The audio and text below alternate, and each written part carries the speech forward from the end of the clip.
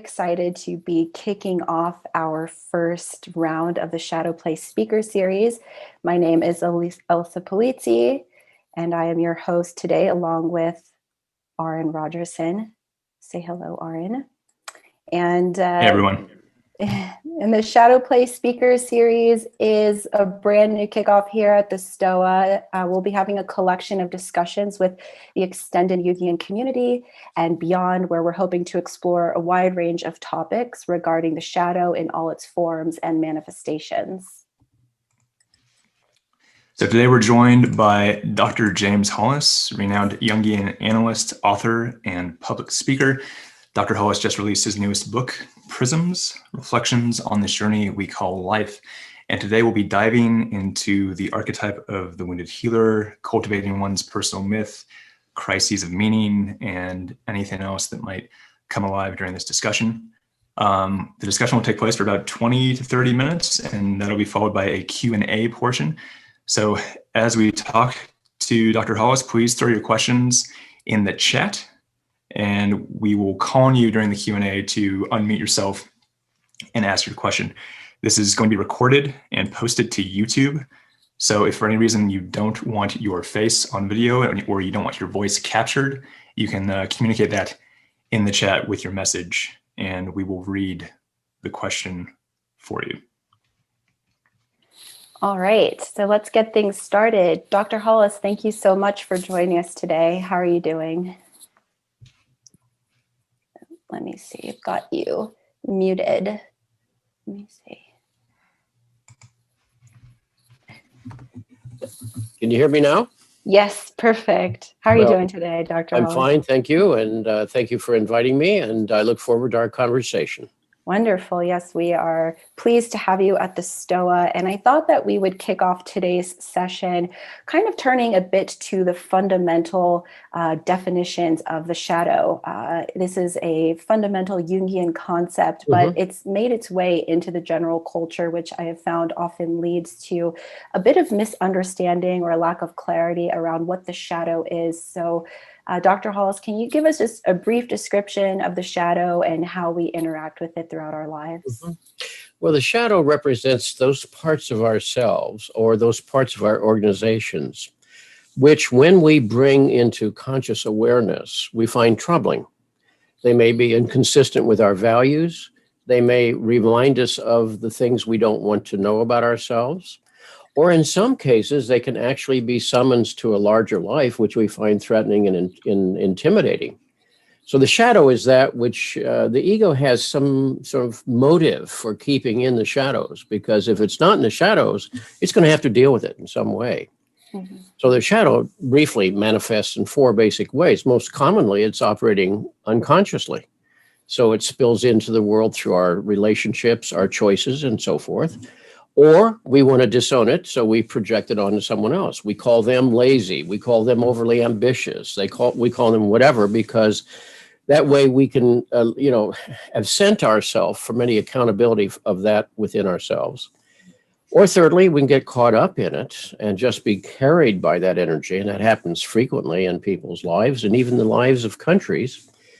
And fourthly, it becomes conscious, and then we're accountable. There's something now we have to deal with. I think the wisest thing ever said about the shadow came from the Latin poet Terence over 2 millennia ago, who said, "Nothing human is alien to me."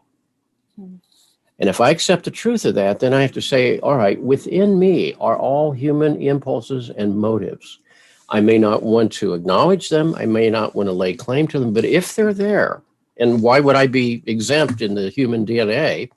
If they're there and I'm not being mindful around them, then probably they're spilling into the world unconsciously through me. So very briefly, that's the shadow. It's very complex, as you can imagine. Yeah, a lot of different dynamics. And I think during our talk today, we'll start pulling some of those apart. But maybe we'll move on to some of the main topics of today's talk with the wounded healer to start with. All right. Yeah, in your new book, you have a chapter, I believe, that's dedicated to the wounded healer. And I think a lot of people drawn to communal spaces like this, like the STOA, they feel a strong resonance with this archetype, both because they feel wounded or they have a history of wounding in their life, but also because they feel drawn towards healing others or helping the world or teaching people. And can you explain the archetype of the wounded healer and why it might be so relevant today? Certainly. Well, there is within each of us, obviously, a child who has suffered in life and been traumatized in various ways. And the question always then is, all right, so how does that get storied in us? How does that play out in terms of our behaviors, our understanding of self and world, our defenses, and so forth? And often people who are in professional settings as healers, whether it's clergy, nursing, therapy, whatever, often have been the sensitive child in a family. It's come from a troubled family, a family where the disorders in the system were so palpably experienced by that child. And so that child gets identified with trying to do something about it, trying to provide some homeostasis.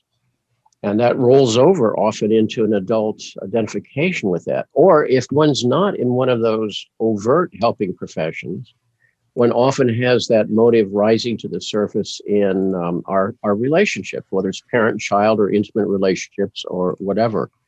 So there's something in us that's always wounded and either sort of serving the wound, trying to run from it, or trying to fix it in some way.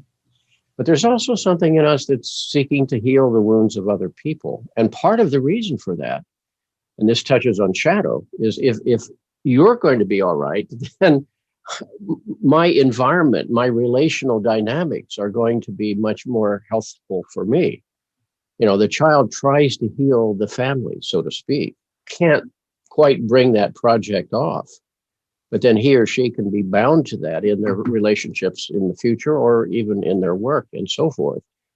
And given that kind of history and realizing there's all of that unprocessed material in a person's life, you can see why its continued activation in subsequent decades can lead to stress, burnout, depression, substance abuse, and so forth. So it's a very complex phenomenon. It's in all of us to some degree, but for certain people, more so than others. Yeah, so it seems like you're starting to touch a little bit upon some of the shadow sides of the wounded healer, or when that archetype is constellated through the kind of negative pole, or it's acting a bit more unconsciously. Can you speak just a little bit more deeply to the shadow elements of the wounded healer, maybe when that archetypal pattern is operating outside of consciousness? Sure. Well, first of all, when I was a student at the Jung Institute in Zurich, it was rumored among the students that one of the questions we might be asked was, why did you enter analytic training? And if the answer was, I want to help other people, that's not a good answer. The assumption was you're just not very much in touch with the fact that you're trying to heal yourself. And if you don't begin working on that, you're not going to be very much good for other people in any case. I mean, that's a shadow dimension. I can sort of get rid of my own pains and difficulties by dealing with yours or working with it out here in the external world.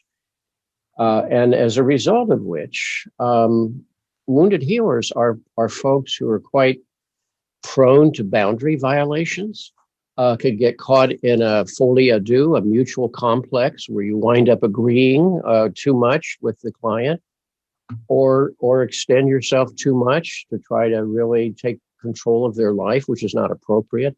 There are 1,000 temptations that rise from that person seeking to sort of, again, heal my environment. So that's the world in which I live. And so I can't say this statistically, but I have the intuition from time to time that about half the people who are in the helping profession should be there. That's their calling. And half of them are sort of driven there by this sort of archaic but understandable need for healing themselves.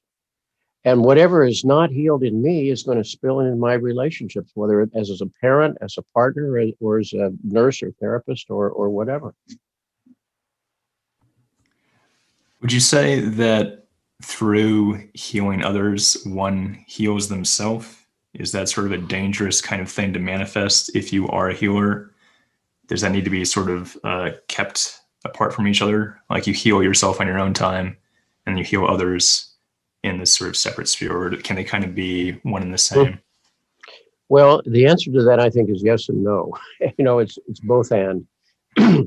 The central aspect of training in Jungian training is the personal analysis. Based on Jung's comment, you can never take a person any further than you've traveled yourself. And I think that's patently true. And I would say, having worked with people for over 4 decades now, there's something healing in the process of doing that, because I can't help but learn from the process and reflect upon myself and so forth.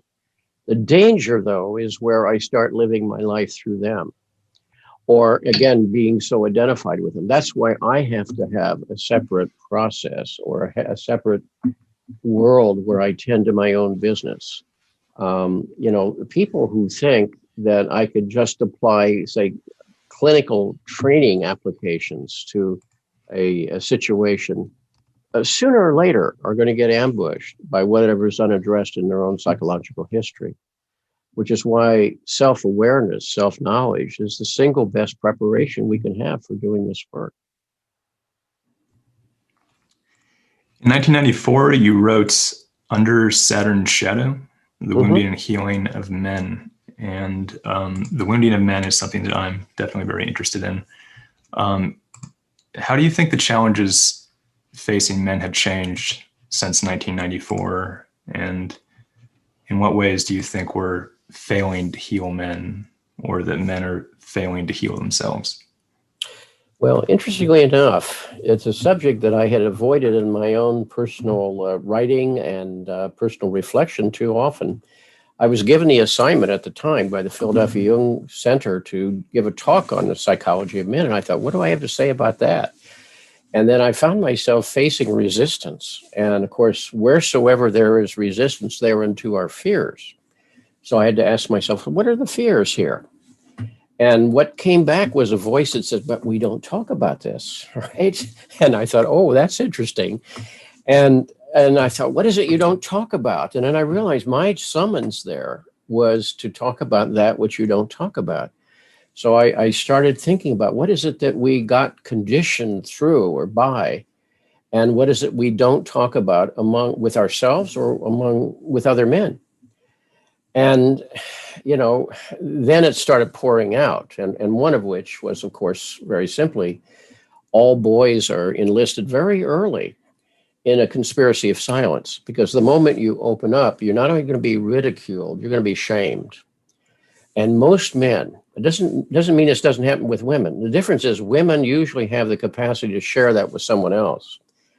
For a man, your personal shame is your biggest secret. That's why you either serve it by self-sabotaging behaviors, or you're caught in a life of grandiosity and denial and machoism and so forth. You see, so self-estrangement is the single biggest wound. And if I'm a stranger to myself, how can I be in a healthy relationship with you? If I may say, I've said this to women's groups who've asked me to talk about those strange creatures called men.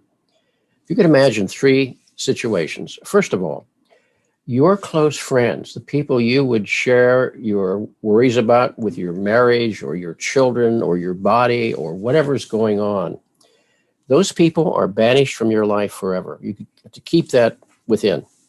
Secondly, your connection to your guiding source, whether you call it your intuition or your instinct or whatever you want to call it, that's severed. And thirdly, that your worth as a human being would be defined predominantly by your capacity to achieve extensive sort of external goals of productivity. That you're being defined by your performance out there, your resume, your batting average, so to speak. And that's who you are as a human being. If you can imagine these 3 conditions, then you'll experience something of the average man. And most women have properly been horrified and have often said, well, that's so isolating. You'd be so lonely. And I said, that's exactly the case.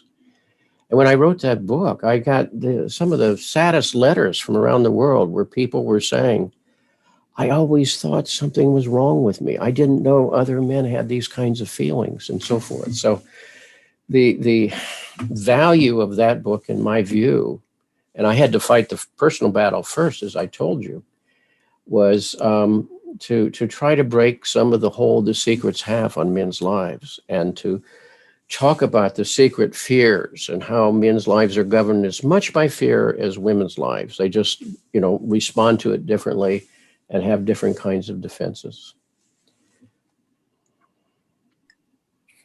Thank you, Dr. Hollis. So you often speak in your work about the importance of cultivating one's personal myth. How does one begin this process, and what do you feel are the challenges as one begins to develop their own myth? Well, we have to define, first of all, what do we mean by myth? I'm talking now then about the energy-laden images that work within us. And complexes are splinter myths. Whenever a complex is triggered, which is part of anyone's history, and it has the power to rise and usurp my consciousness, it makes decisions for me. So we're serving these splinter mythological systems all the time. And I use the word myth as a neutral word. It's neither positive or negative. It's how is it playing out in your life? And so, we're on automatic pilot a good part of our time on this planet. But just as the first half of life is about how do I respond to the demands of the external world? What do my parents want from me? What does the school teacher want from me? What do my playmates want from me? What does the university want from me? What is the partner, the employer? All these people are responding to the world out there, and we have to develop an ego competent and capable enough of meeting those needs. And somewhere in midlife, and it varies from person to person, you have to sort of sit back for a moment and say, but now what do I do? Or why am I here really? Or what is this journey about? And sometimes that doesn't happen until a person's very late in life. They're facing serious illness or death of a spouse or aging and mortality and so forth. And in those moments, you have an encounter, an appointment with yourself that's been long delayed. And in the second half of life, the real question is, what is wanting to enter the world through me? In other words, in what way am I a vehicle for the expression of more life? That's a different kind of question, rather than how do I fit in? How do I get my needs met? How do I stay out of harm's way? All of which are important, legitimate questions for a child. But if they govern the second half of life, one is still bound by fate to a disempowering life. So the real question in the second half of life is, what is wanting expression in me? Because we all have within us enthusiasms, interests, talents, and so forth that got left far behind because of the need to make all these adaptations. And then the claims of the outer world to be reciprocal in relationship, earn a living, be a responsible parent, et cetera, et cetera. So as Jung said once, life's a short pause between two great mysteries. Well, stop and think about this. This is a very short time here. And this time is mysterious too. What do you think it's about? The great mysteries of birth and death, they'll take care of themselves. But right now, we have some accountability. What do you think this pause is about? What are you supposed to be doing with your life? What is your life meant to be? Other than simply a taxpayer, a person playing certain roles, maybe good roles, but still playing roles. At the end of the journey, would you be able to say, I was here. I showed up in the best way I could.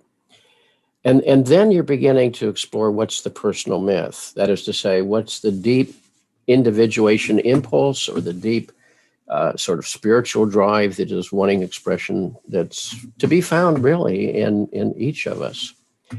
Now, in my own life, the one thread that's been running through everything has been learning and teaching. And I found my early school teachers were my heroes because they were opening a world to me. They were showing me alternatives. They were showing me bridges and pathways out of something, and very much enriching my life. And I've never lost the enthusiasm for teaching. I've spent my life since I was 5 years old teaching one way or the other, perhaps in annoying ways to some people. But I think that's what I was called to be a teacher. That's all. And that's everything. And that's a vocation.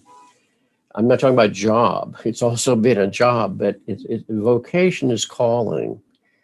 What are you called to as a human being? And there are different arenas, such as relationship, being a parent or being a partner, being a citizen. Those are legitimate claims on us. But you're also called to an appointment with your own soul. And what is your soul asking of you? And that's where shadow stuff comes in, because the world's full of distractions. Popular culture is primarily a system of distraction. So you don't have to ask that question. And then say, all right, if I don't ask that question, what's happening to it?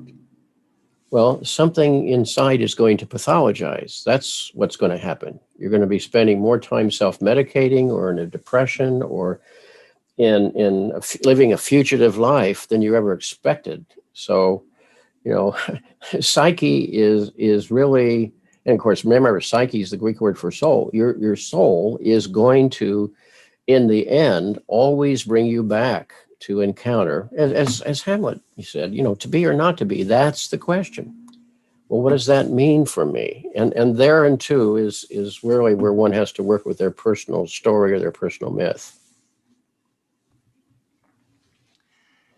You made an interesting contrast that maybe we could dive a little deeper into the difference between your job and your vocation, let's say.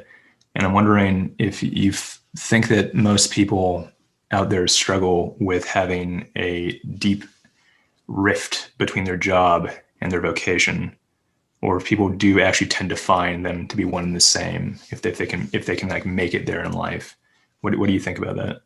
Well, as Thoreau said, most people live lives of quiet desperation. And sadly, most people have never really had a choice. They've simply been forced by the harsh exigencies of life to take a job, any job, to pay the bills and have food on the table. But again, a vocation is not to be confused with job. Your vocation may be found in the field of your relationships. The vocation may be found in your life of meditation, the work of your hands. It can be in contemplation. It can be in all possible areas of life. How you pay your bills is a separate question. Now, it's certainly true from time to time, individuals bring the vocation and their sort of life's journey together, which is actually what I've been lucky to do, and of course, worked very hard to try to do. I decided early that making money was not the goal of my life, or trying to achieve popularity or something like that, which are understandable human impulses. But I kept saying to myself, even as a child, what does this mean? And what is it about? And is that the right path for me? And those are healthy questions. And you need to keep asking those childlike questions the rest of your life, because something inside of us always knows. Jung put it this way once. He said, every time a therapist starts a new client, they need to ask the question, what is this person's neurosis helping him or her avoid? Because usually we understand there's something in us that knows what's right for us about the relationship you're in, or the job you're in, or something like that. But we're threatened by what we know, or intimidated by it, or prefer to sort of slide away. And then, of course, we have to welcome psychopathology, because the truth is the psyche is always going to be speaking. And when we avoid its encounter, it simply will intensify its protest. And we call those things symptoms. So.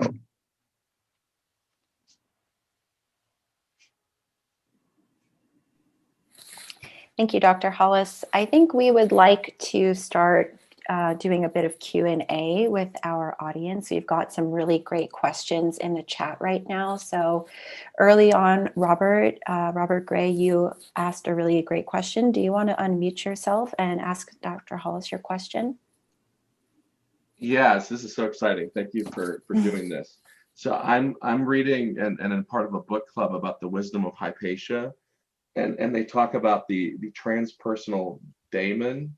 I'll just read it really quick. It says, in scientific terms, it is an unconscious regulatory system common to all humans, and then in parentheses, a collective unconscious rooted in innate neural structures.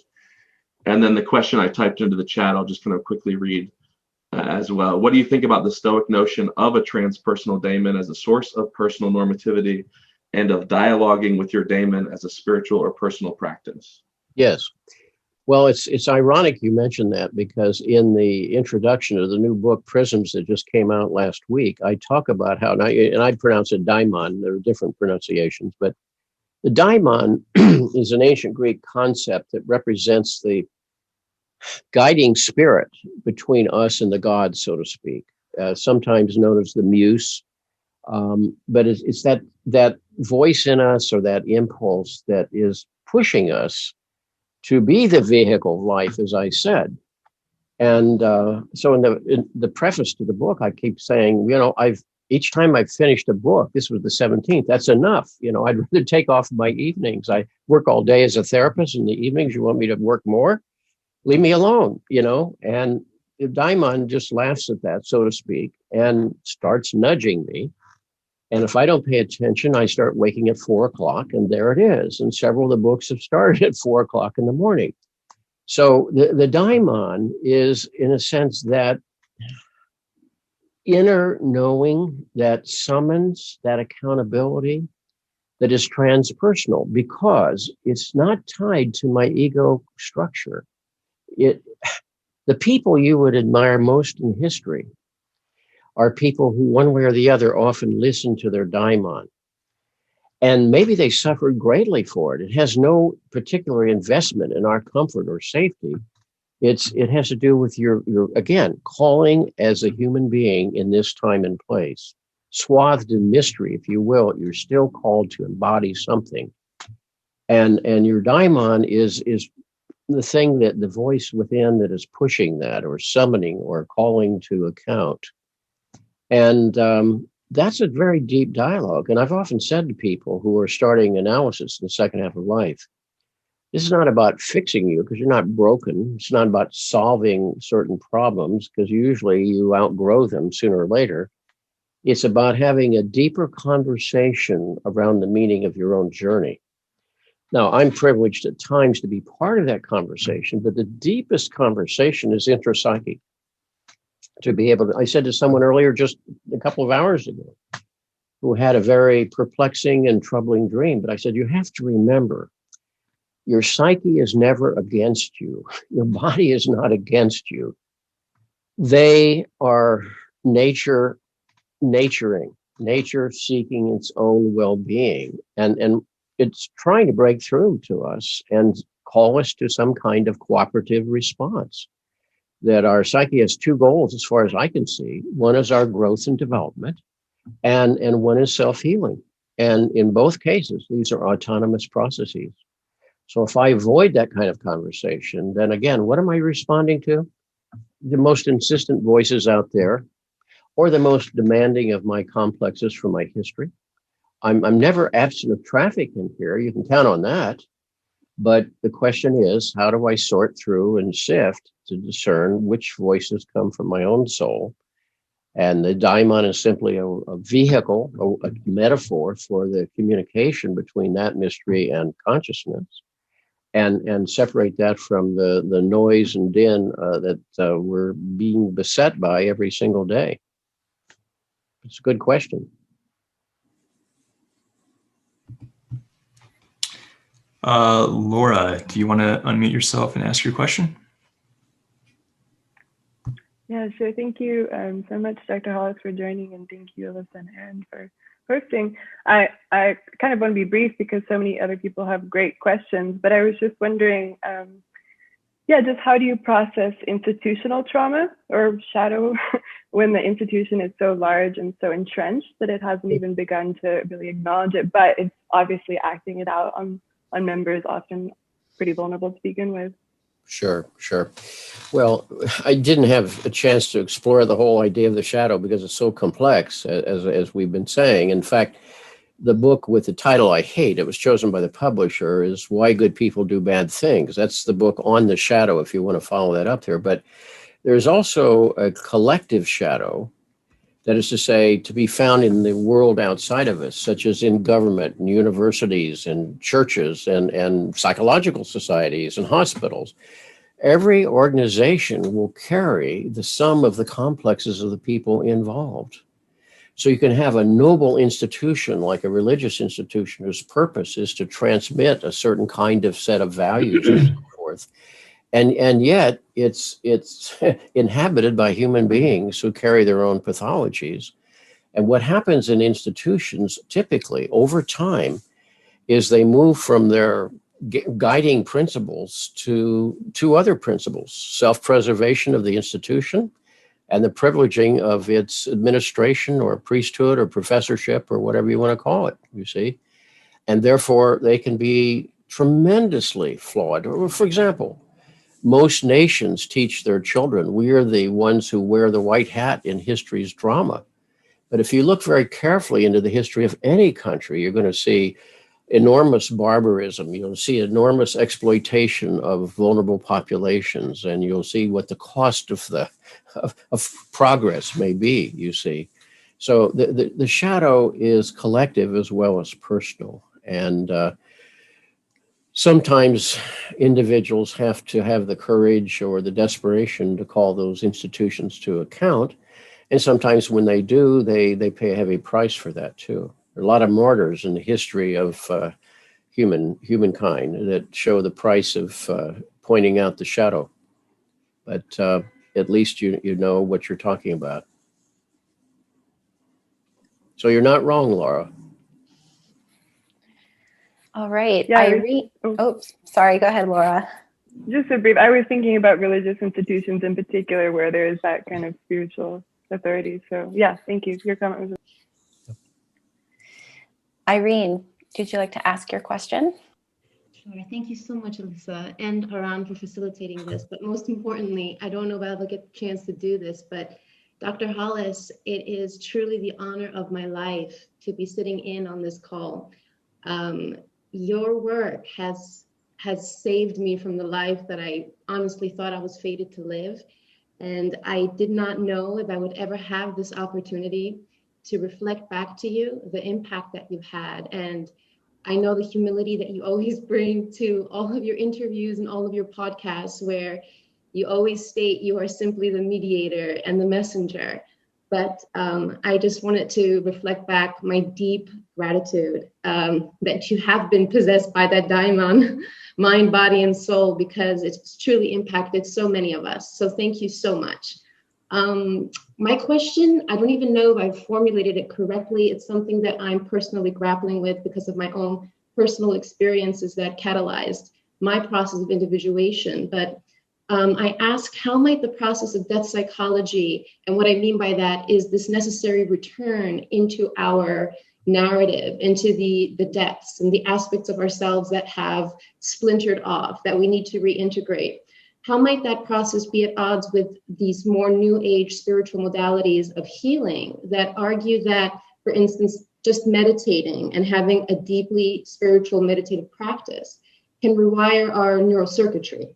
Enough so that complexes are dissolved because the individual manifests new emotions to replace the traumatic emotions that have been somatized in the body or imprinted in our nervous system. So I don't know if I'm phrasing that correctly, but any insight on this would be truly appreciated. Well, let me just say I'm grateful if those books have been helpful to you in any way. I am just a messenger, so I appreciate your gratitude, but let's thank the daimon, so to speak. So I wish you well. Anything that we try that actually gives us access to those split off parts, and you're absolutely right, the psyche is hammered at times and fractures, and those disparate parts sometimes will act out independently. You wonder, why did I do this? Why did I choose that person? Why this pathway, and so forth? And that's where one of those splintered paths was exercising its autonomy. And at the same time, if that practice, whether it's meditation or writing or dream work or whatever, helps you become more aware of and be able to, so to speak, dialogue with that it's inherently healthy for you. There are a lot of practices out there that actually lead people away from it. You know, there's there's a sense of, it's like it can be a game. You can do all the right things for the apparent right reason, but it doesn't necessarily lead you to that healing process. Sooner or later, one always has the question, what is it I'm avoiding here in my life? And I can't overemphasize, I'm sorry to say, the power of fear and anxiety in our lives. They are the chief motivators because life is difficult and dangerous, and then you die. So you have to be mindful of that. And so our system is infinitely adaptable. And that's the good news, because it can adapt to all kinds of conditions. But the paradox is those same adaptations also become problematic to us, because to the degree we get identified with them, then they operate pretty much autonomously in other areas. So, for example, if as a child I learned that conflict was so terrifying or so threatening, well, I can naturally avoid conflict. But then flash forward a few decades and say, all right, now conflict avoidance per se is not necessarily a good thing. That's why we always have to ask the pragmatic question, not what am I doing, but what is that in service to inside of me? So I might persuade myself I'm being a peacemaker. I'm conflict resolution here, et cetera, et cetera. But maybe that's just the defense of the child's inability and fear of confronting this situation. And if I'm totally conflict avoidant, I will not have any values as a human being, because as a human being, as an adult, you have to have values you care enough about to fight for them if need be, to embody them in your life. So again, that's why we can't prescribe for another person what is the right path for them. But there is a path for them that is right for them, and they need to discover that themselves. So I would always apply the test of pragmatism here. If a certain practice, and there are a lot of gurus out there, that's part of the problem. A lot of people who set themselves up as sort of giving you in 5 easy steps or 30 days to this or that, solutions to these problems, but they betray the depth and the dynamics of the human soul. And sooner or later, you come to that. The one thing you have to learn is a radical trust, to know your nature is not against you. There are elements inside that are hostile to your well-being, that's for sure, and you have to be mindful of them. But overall, your system is a self-correcting system. It's a self-healing system. If I cut my arm, I'm not healing it. The physician's not healing it. The physician has to sort of see to the conditions which facilitate healing, but nature is doing the healing. That's why I say in the end, there are two elements here, self-healing and growth and development. And ironically, your growth and development will cause you to perhaps take more risks, be more accountable, be more of a grown-up than is ever comfortable. But that's what your life is asking of you. So thank you for your kind comments, Irene. I appreciate it. All right, Jack, do you want to unmute yourself and ask your question? Sure. Seems like I'm out of order, but fine with that. Hi, Dr. Hollis. It's very nice to meet you. Jack? The context of my question is, I recently started a relationship which basically began as like, hey, I'm wounded and you're wounded, and we're both on this path of like trying to heal and discover ourselves. So like, why don't we like get together and like kind of do that in like a collaborative way? And it definitely hasn't been like easy. There have been a lot of challenges, and I'm just wondering like if you have any thoughts on like people being in romantic relationships and like using that to catalyze mutual healing. Is that a good thing? Is that like, are there dangers to that? How much of this should we be doing like ourselves to ourselves, and how much should we be doing like within the context of our relationships? Well, Jack, those are profound questions. And, you started off with a good idea. Its actual activation and completion is going to be very perilous, I can assure you. First of all, you have to try to heal yourself to the degree you can. Because there's a bottom line secret in relationships, is that my relationships with others can be no more evolved than I'm in relationship to myself, because that's what I'm bringing to the table. That's what I'm dumping on you, you see. So, see to yourself first before you try to fix the other. Now, relationship can be healing. There's certainly something profoundly healing about being held, about being heard, about being understood, and about someone you realize who is on your side, so to speak. That's a marvelous aspect of all relationships. But I think that's probably all we can reasonably expect from others.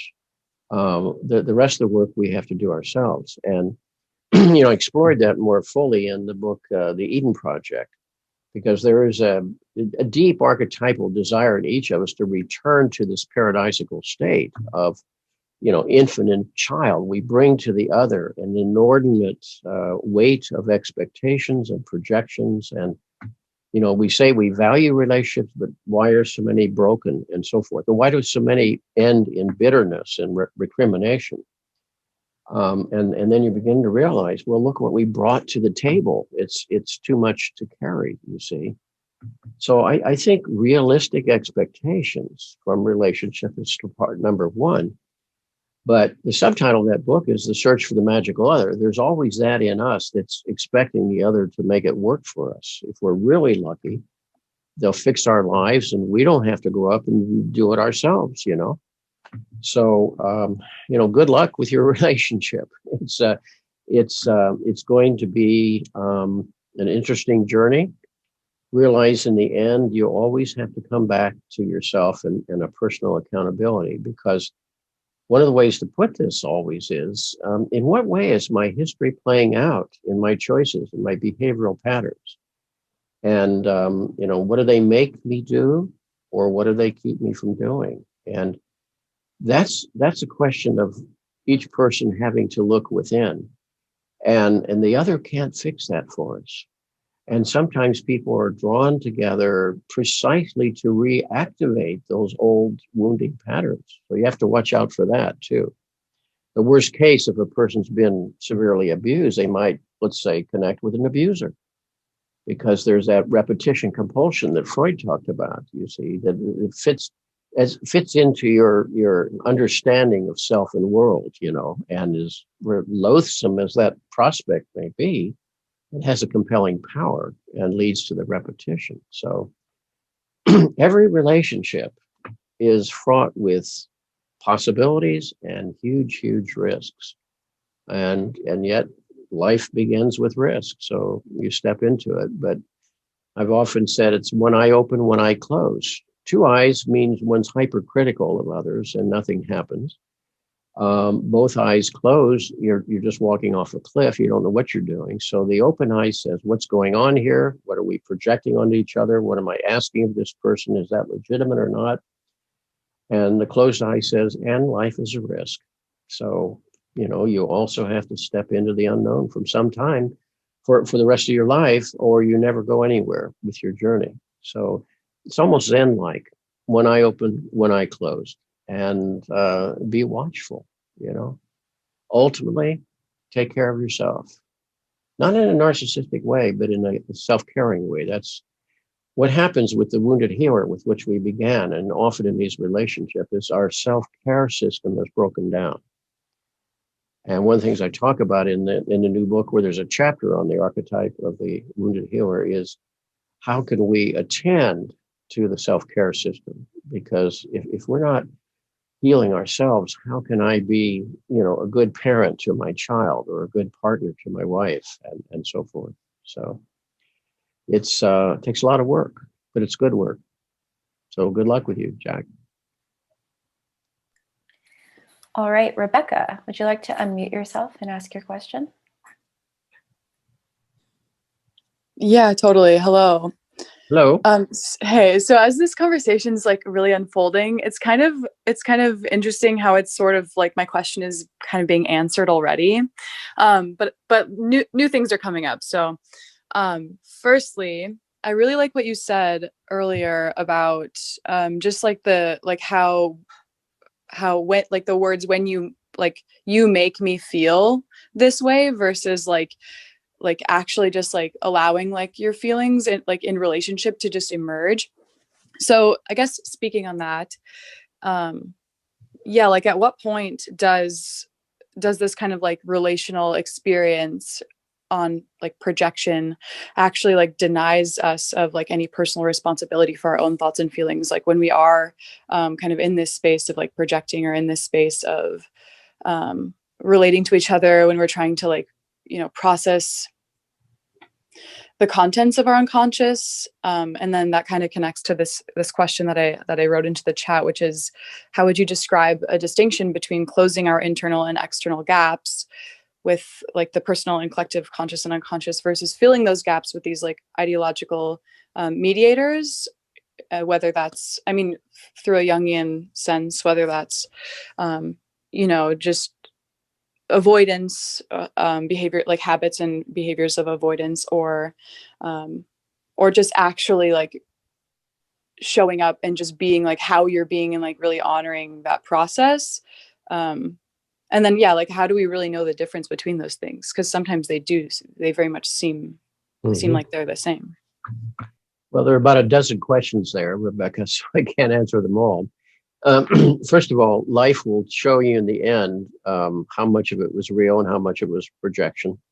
Remember, projection by definition is unconscious. We don't wake in the morning and say, well, I think I'll have a projection before 10 a.m. this morning. Projection means something in your unconscious has been activated, triggered, and it has the power to leave you and enter the world. We make projections all the time. When you wake in the morning, you're projecting that you'll be able to drive to work, or you'll be able to brush your teeth. It may not be the case, but you're projecting your history upon the new possibilities. Every moment is new, but part of how our psyche helps us navigate is by bringing our history to it. That's the good news. And that's also the bad news, because whatever it is unexamined in our history can also impose itself on the new range of possibilities. That's why people could have a number of relationships and then throw one away after another, saying there's something wrong with this, only to realize later I was the only common denominator in all these relationships. So it was something intrapsychic within me. So the stages of projection are just important here. First of all, something's triggered, it leaves me, enters the world, lands on you or the institution or the situation. Secondly, the reality of the other is always going to be different. Therefore, there will be some cognitive dissonance, that the other will sort of rub away the shiny aspects of that projection. And you begin to say, what's going on here, right? Often the third stage is the evoking of the power complex. Why, you're not the person I thought you were. Why don't you do this? Or let me engage in passive aggressive behavior to bring you back online. And that's where a lot of relationships crack apart, of course. And fourth is sooner or later, the erosion of the projection, because the reality of the other will wear through. And that's why so many relationships end with people blaming. You let me down. I thought you were something else, et cetera, et cetera. And they sail on to the next one, rather than ask the question, what did I put out on you? What was I asking of you? And the heroic question of all relationships is, what am I asking of you that I need to be asking of myself? I call it heroic because it summons you to a large accountability in your life. And it's loving also because I'm lifting that off of you. For example, how much parents dump on children for the child to make the parent feel good about their lives or live their unlived life. They may not be doing it consciously, but they do it over and over and over. And the child has to carry that and either serve it or spend their life running from it. They're never absent that kind of expectation. So if I own that within myself, it's loving to take it off of you. The fourth stage is, if it's going to happen, or the fifth, I lost track. If it's going to happen, is I make that conscious. I realize that's an energy I put out on you. It's energy now available for me to address myself. I'll just give you a quick example. Many years ago, when my last child left college and came through our town to say goodbye and drive off to Texas to take a job in a company that she'd gotten a position in. And, it was the famous empty nest syndrome. As she drove away, a good part of my heart went with her, right? And I remember saying to myself, what would you say to someone else who brought you this situation? You were called by fate, destiny, and your own choices to be a parent, and you spent this energy well. Look at her. She's free. She's independent. She's going on her journey. That's far better than the alternatives. Now, the energy invested there has come back to you. What are you going to do with that energy? And literally, as she's driving across the country, I sat down and started writing a book called The Middle Passage. I thought, take that energy and put it into something else. So the parenting, if you will, the creative process went from an investment in a relationship in the outer world to an investment in a relationship to something that was wanting expression from the inner world. So again, you ask many questions. This is a response to one or two of those. So maybe we should move to someone else.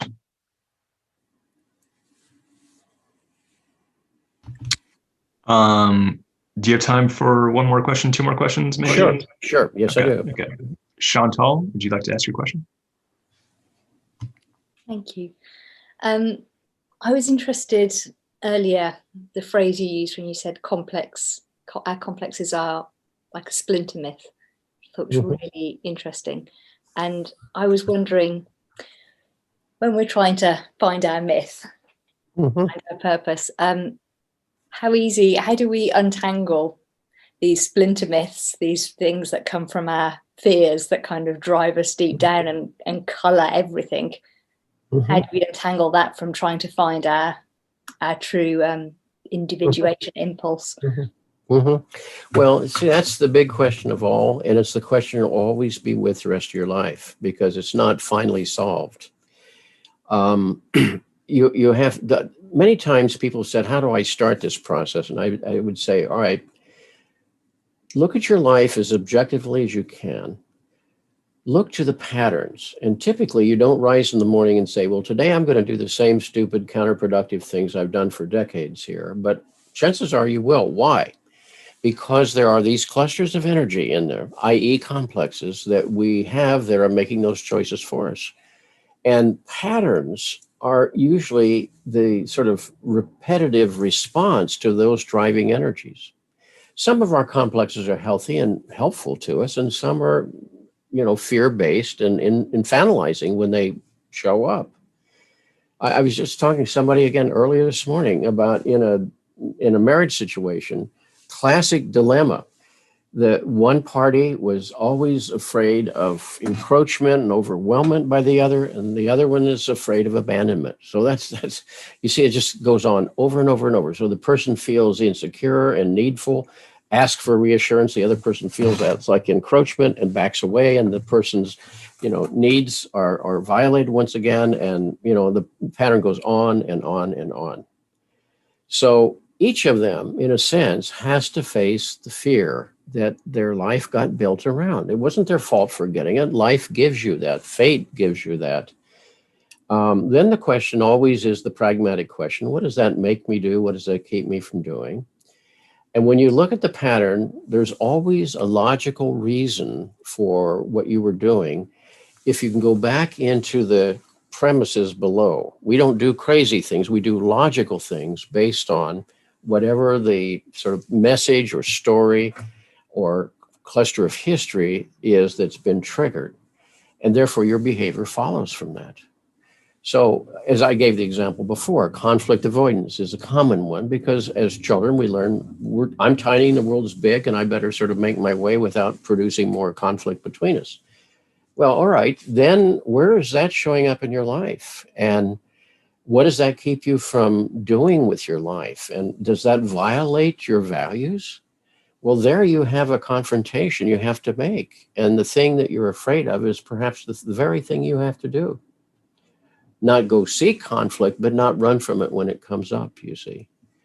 So for each of us, I mean, it sounds, when people start hearing about individuation, they think it's about climbing some mountain peak where we've reached a point where it's all resolved and things are clear. No, it's going to be the ongoing struggle the rest of your life, because the threads of influence within us are infinite, and our capacity to make them conscious and to hold to conscious intention is very finite. So there's always that gap. So many times people say, I'm so angry at myself. I thought I got beyond this. And yesterday I was wound up screaming on the phone to my mother or something, while she's dying in a nursing home somewhere or something. And it's like, here I was again, this petulant child. Well, yeah, because that's in you. You didn't help put it there. Life put it there. But now you have to realize that's playing a role in your life. Doesn't mean it won't be triggered a week from now or a month from now, but be mindful when that starts to come up. Now you have a chance possibly to catch that midway and not let it take over the conversation again. So we have dreams too that bring to the surface our issues for us. Sooner or later, they'll present us with an agenda of tasks. Sooner or later, we have the feeling function. We have energy systems that all tell us what's right or wrong for you. Because again, something inside of us always knows what's right or wrong for you. If I say to you, here's some food with mustard on it, and you hate mustard, well, just because I insist that you like it doesn't mean your system's going to like it. It knows that there's something that's not right for it there, and it will tell you. So the human psyche is always speaking. We have to attend to the tasks of the outer world, but we also have to never forget inside something else is calling for our attentiveness. And when we pay it, and that's what the word therapy means, to listen to or attend to the soul. So psychotherapy is something we all have to practice, not necessarily with a third party, but with our own souls. Something is always trying to communicate to me. Then I have to find the courage to live as much of that as I can in the outer world out there. And when you do, you experience that as meaningful, and something in you rises to support you. The question I always think about is a quote from Jung where he said, we need to find what supports us when nothing supports us. And something inside of all of us, in the end, has that resilience, that loving attitude, and that sense of reciprocal support if you are willing to trust it and live it. Thank you so much. Thank you, Chantal. All right, so we're coming up on the hour and the end of our first series. So Dr. Hollis, thank you so much for joining us today at the STOA. His new book, Prisms, is out. So Arran's going to drop in the chat if you guys are interested in learning more about Dr. Hollis's work and all of the, I think, 17 books now at this point you've published, Dr. Hollis. So much work and so much knowledge that you've given us. So thank you for coming today and for sharing your wisdom. Everyone, maybe give him a muted round of applause. And we hope to see you again at the STOA. And thank you. You're welcome. And best wishes to each of you. Thank you. If you find this podcast useful, please consider supporting us on Patreon. Go to patreon.com/goldenshadow.org. If you'd like to keep up to date with our projects, attend one of our live events, or work one-on-one with myself or Arran, head to www.goldenshadow.org. Thanks for listening. See you later.